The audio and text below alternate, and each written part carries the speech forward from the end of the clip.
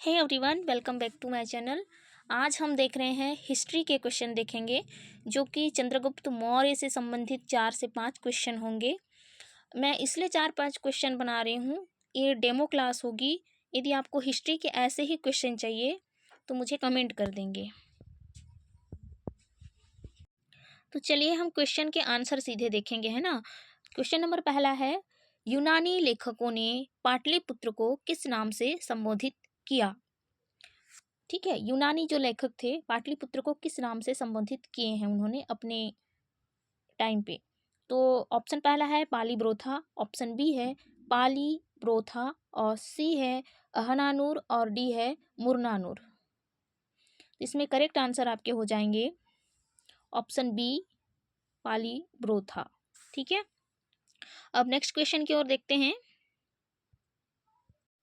Question second है, सही जोड़ी मिलाओ। तो सही जोड़ी मिलाओ में देखो, पहला है एरिया, दूसरा है अराकोसिया, तीसरा है जेड्रोसिया, और चौथे नंबर में है पेरीपेनिस डाई। ये जो क्वेश्चन है, क्वेश्चन नंबर सेकंड, ये चंद्रगुप्त मौर्य की जब लड़ाई होती है, किसके साथ लड़ाई होती है? सेल्यूकस निकेटर के साथ। तो सेल्यूकस निकेटर जब हार जाता है तो अपने 4 क्षेत्र एरिया, अराकोसिया, जेड्रोसिया और पेरिपिनिस डाई, ये चारों क्षेत्र दहेज के रूप में चंद्रगुप्त मौर्य को देता है, हेलेना के साथ शादी कर देता है। तो ये चारों क्षेत्र को सही जोड़ी में मिलाव करके क्वेश्चन में कई बार आते हैं।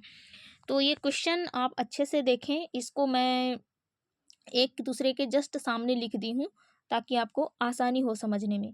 तो ये सभी सही हैं, ठीक है। ये सब के सब क्या हैं? सही हैं, एक दूसरे के जस्ट सामने हैं। तो हम देखेंगे अगला क्वेश्चन। तीसरे नंबर का सवाल है, चंद्रगुप्त मौर्य से संबंधित किस अभिलेख में अकाल के समय किए जाने वाले राहत कार्यों के संबंध में विवरण देते हैं। ऑप्शन पहला सहगौरा ताम्रपत्र, गोरखपुर, ऑप्शन बी है महास्थान अभिलेख, बांग्लादेश, ऑप्शन सी उपर्युक्त में से दोनों, और डी है इनमें से कोई नहीं। जो चंद्रगुप्त मौर्य से संबंधित एक अभिलेख है, 2 अभिलेख हैं, अकाल के समय उन्होंने राहत कार्यों के संबंध में विवरण मिलता है, वो कौन सा अभिलेख है? तो ऑप्शन सी इसमें करेक्ट हो जाएगा। ठीक है, ऑप्शन सी उपर्युक्त में से दोनों। ठीक है, ऑप्शन सी करेक्ट हो जाएगा, ऑप्शन सी। हम अगला क्वेश्चन देखेंगे, क्वेश्चन नंबर है चौथा।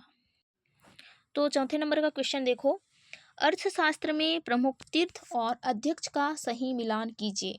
जी हाँ, कौटिल्य के अर्थशास्त्र पुस्तक में उन्होंने लिखा है प्रमुख तीर्थ और अध्यक्ष।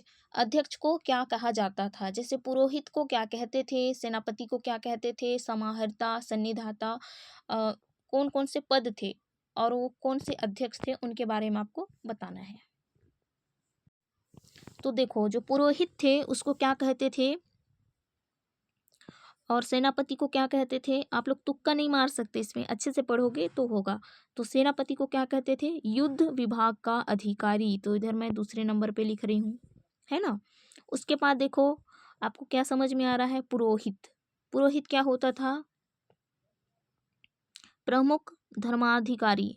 तो ऑप्शन पहला ए रहा, ठीक है। उसके बाद देखो समाहर्ता। समाहर्ता क्या होता है? राजस्व विभाग का।